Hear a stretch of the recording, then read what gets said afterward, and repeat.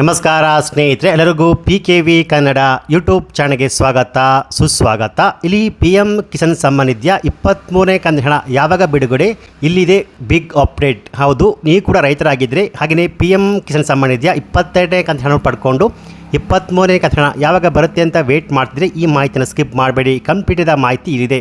ಹೌದು ಸ್ನೇಹಿತರೆ, ಇಲ್ಲಿ ದೇಶದ ಕೋಟ್ಯಾಂತರ ಅನ್ನದಾತರಿಗೆ ಕೇಂದ್ರ ಸರ್ಕಾರವು ಜೂನ್ ತಿಂಗಳಲ್ಲಿ ಮತ್ತೊಂದು ಮಹತ್ವದ ಸಿಹಿ ಸುದ್ದಿ ನೀಡಲು ಸಜ್ಜಾಗಿದೆ. PM ಕಿಸಾನ್ ಸಮ್ಮಾನ್ ನಿಧಿ ಯೋಜನೆಯ ಬಹು ನಿರೀಕ್ಷಿತ 23ನೇ ಕಂತಿನ ಹಣ ಜೂನ್ ತಿಂಗಳಲ್ಲಿ ರೈತನ ಬ್ಯಾಂಕಿನ ಅಕೌಂಟ್ಗೆ ಜಮಾ ಆಗುವ ಸಂಭವವಿದೆ. ಮಾರ್ಚ್ 13ರಂದು 22ನೇ ಕಂತಿನ ಹಣ ಯಶಸ್ವಿಯಾಗಿ ರೈತನ ಬ್ಯಾಂಕಿನ ಅಕೌಂಟ್ಗೆ DBT ಮೂಲಕ ಜಮಾ ಆಗಿತ್ತು. ಇದೀಗ 9 ಕೋಟಿಗೂ ಅಧಿಕ ನೋಂದಾಯಿತ ರೈತರು ಮುಂದಿನ ಕಂತಿಗಾಗಿ ಅಂದರೆ 23ನೇ ಕಂತಿನಕ್ಕಾಗಿ ವೇಟ್ ಮಾಡ್ತಿದ್ದಾರೆ. ಸೊ ಇಲ್ಲಿ PM ಕಿಸಾನ್ ಸಮ್ಮಾನ್ ಸ್ಕೀಮ್ನಲ್ಲಿ ವರ್ಷಕ್ಕೆ ಒಟ್ಟು 600 ರೂಪಾಯಿ ರೈತನ ಬ್ಯಾಂಕಿನ ಅಕೌಂಟ್ಗೆ ನೇರವಾಗಿ ಜಮಾ ಆಗುತ್ತಿದೆ. ಹೌದು, ಇಲ್ಲಿ ರೈತರು ಕೃಷಿ ಚಟುವಟಿಕೆಗಳಿಗೆ ತಗುಲುವ ವೆಚ್ಚವನ್ನು ನಿಭಾಯಿಸಲು ಅನುಕೂಲವಾಗಲಿ ಎಂಬ ಉದ್ದೇಶದಿಂದ ಕೇಂದ್ರ ಸರ್ಕಾರವು 2018-19ರಲ್ಲಿ ಈ ಸ್ಕೀಮನ್ನು ಲಾಂಚ್ ಮಾಡಿದ್ರು. ಈ ಸ್ಕೀಮ್ನ ಅಡಿಯಲ್ಲಿ ಅರ್ಹ ರೈತರಿಗೆ ಪ್ರತಿ ವರ್ಷ 3 ಕಂತುಗಳಲ್ಲಿ ಒಟ್ಟು 600 ರೂಪಾಯಿ ಹಣ ರೈತನ ಬ್ಯಾಂಕಿನ ಅಕೌಂಟ್ಗೆ DBT ಮೂಲಕ ನೇರವಾಗಿ ಜಮಾ ಆಗುತ್ತೆ. ಇಲ್ಲಿ ಪ್ರತಿ ಕಂತಿನ 200 ರೂಪಾಯಿ ಹಣವನ್ನು ನೇರವಾಗಿ ರೈತನ ಬ್ಯಾಂಕಿನ ಅಕೌಂಟ್ಗೆ ಮೋದಿ ಸರ್ಕಾರ ರಿಲೀಸ್ ಮಾಡುತ್ತಿದ್ದಾರೆ. ಯಾವೆಲ್ಲ ರೈತರು ಈ ಸ್ಕೀಮ್ಗೆ ಅಪ್ಲೈ ಮಾಡುವಂತಿಲ್ಲ, ಹಣ ಸಿಗುವುದಿಲ್ಲ ಅಂದರೆ ಇಲ್ಲಿ PM ಕಿಸಾನ್ ಯೋಜನೆಯ ಲಾಭ ಪಡೆಯಲು ಸ್ವಂತ ಕೃಷಿ ಭೂಮಿ ಹೊಂದಿರುವುದು ಕಡ್ಡಾಯವಾಗಿದೆ. ಆದರೆ ಕೃಷಿ ಭೂಮಿ ಇಲ್ಲದವರು ಈ ಸ್ಕೀಮ್ಗೆ ಅಪ್ಲೈ ಮಾಡುವಂತಿಲ್ಲ. ಹಾಗೆಯೇ ವೈದ್ಯರು, ಎಂಜಿನಿಯರು, ವೃತ್ತಿಪರರು, ಸರ್ಕಾರಿ ನೌಕರರು, ಪಿಂಚಣಿದಾರರು, ಶಾಸಕರು ಮತ್ತು ಸಂಸದರಿಗೆ ಈ ಸ್ಕೀಮಿಂದ ಲಾಭ ಸಿಗುವುದಿಲ್ಲ. ಹಾಗೆಯೇ ಒಂದೇ ಕುಟುಂಬದಲ್ಲಿ ಕೇವಲ ಒಬ್ಬರಿಗೆ ಮಾತ್ರ ಈ ಸ್ಕೀಮ್ ಅಡಿಯಲ್ಲಿ ಅಪ್ಲೈ ಮಾಡಿ ಹಣವನ್ನು ಪಡೆಯಲು ಅವಕಾಶವಿದ್ದು 1ಕ್ಕಿಂತ ಹೆಚ್ಚು ಜನರಿಗೆ ಈ ಸ್ಕೀಮಿಂದ ಸೌಲಭ್ಯ ಪಡೆಯಲು ಆಗುವುದಿಲ್ಲ.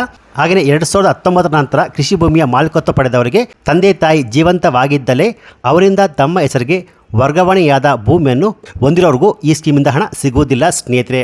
ಹಾಗೆಯೇ ಇಲ್ಲಿ ಈ 23ನೇ ಕಂತಿನ ಹಣ ಯಾವ ರೈತರಿಗೆ ಜಮಾ ಆಗುತ್ತೆ ಅನ್ನೋ ಪಟ್ಟಿಯನ್ನು ಚೆಕ್ ಮಾಡೋದು ಹೇಗೆ ಅಂದರೆ ಇಲ್ಲಿ ರೈತರು ತಮ್ಮ ಮೊಬೈಲ್ನಲ್ಲಿ PM ಕಿಸಾನ್ ಸಮ್ಮಾನ್ ನಿಧಿಯ ಅಧಿಕೃತ ವೆಬ್ಸೈಟ್ ಭೇಟಿ ಕೊಡಿ. ಇಲ್ಲಿ ಕಾಣುವಂಥ ಫಾರ್ಮರ್ಸ್ ಕಾರ್ನರ್ ಇದ್ರ ಮೇಲೆ ಜಸ್ಟ್ ಕ್ಲಿಕ್ ಮಾಡಿಕೊಳ್ಳಿ. ನಂತರ ಬೆನಿಫಿಷಿಯಲ್ ಲಿಸ್ಟ್ ಇಲ್ಲಿ ಕಾಣುವಂಥ ಈ ಬಟನ್ ಮೇಲೆ ಜಸ್ಟ್ ಕ್ಲಿಕ್ ಮಾಡಿಕೊಂಡು ಇಲ್ಲಿ ಬಂದ್ಬಿಟ್ಟು ನಿಮ್ಮ ರಾಜ್ಯ, ಜಿಲ್ಲೆ, ತಾಲೂಕು, ಗ್ರಾಮ ಎಲ್ಲವನ್ನು ಎಂಟ್ರಿ ಮಾಡಿಕೊಂಡು ಸಬ್ಮಿಟ್ ಬಟನ್ ಮೇಲೆ ಕ್ಲಿಕ್ ಮಾಡಿಕೊಳ್ಳಿ. ನಂತರ ಇನ್ನೊಂದು ಪೇಜ್ ಓಪನ್ ಆಗುತ್ತೆ.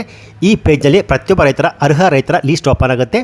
ಇಲ್ಲಿ ರೈತನ ಹೆಸರು, ಯಾವ ಹೋಬಳಿ, ತಾಲೂಕು ಎಲ್ಲ ಕೂಡ ಓಪನ್ ಆಗುತ್ತೆ.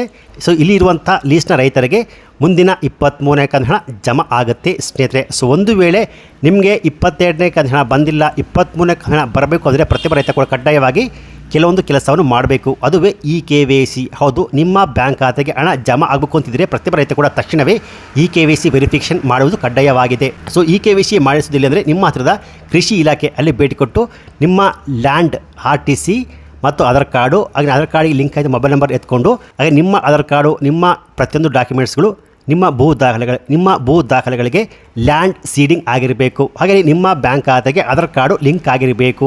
ಹೌದು, ಕಿಸಾನ್ ಸಮ್ಮಾನ್ ನಿಧಿ ಹಣ ಪಡೆಯಲು ಪ್ರತಿಯೊಬ್ಬರ ರೈತರ ಬ್ಯಾಂಕಿನ ಅಕೌಂಟಿಗೆ ನಿಮ್ಮ ಆಧಾರ್ ಕಾರ್ಡು, ಬ್ಯಾಂಕಿನ ಅಕೌಂಟು, ಹಾಗೆಯೇ RTC ಲ್ಯಾಂಡ್ ಸೀಡಿಂಗ್ ಆಗಿರಬೇಕು ಅಷ್ಟೇ. ಸೊ ಒಂದು ವೇಳೆ ಈ ತಾಂತ್ರಿಕ ಪ್ರಕ್ರಿಯೆಗಳು ಬಾಕಿ ಇದ್ದರೆ ನಿಮಗೆ ಜೂನ್ ತಿಂಗಳ ಮುಂದಿನ 23ನೇ ಕಂತಿನ ಹಣ ಕೈ ತಪ್ಪುವ ಸಂಭವವಿದೆ. ಸೊ ಆದಷ್ಟು ಬೇಗ ರೈತರು ನಿಮ್ಮ ಹತ್ತಿರದ ಕೃಷಿ ಇಲಾಖೆ ಅಥವಾ CS ಸೆಂಟರ್ ಅಲ್ಲಿ ಭೇಟಿ ಕೊಟ್ಟು KYC ಕಂಪ್ಲೀಟ್ ಮಾಡಿಕೊಳ್ಳಿ ಸ್ನೇಹಿತರೆ. Thanks for watching.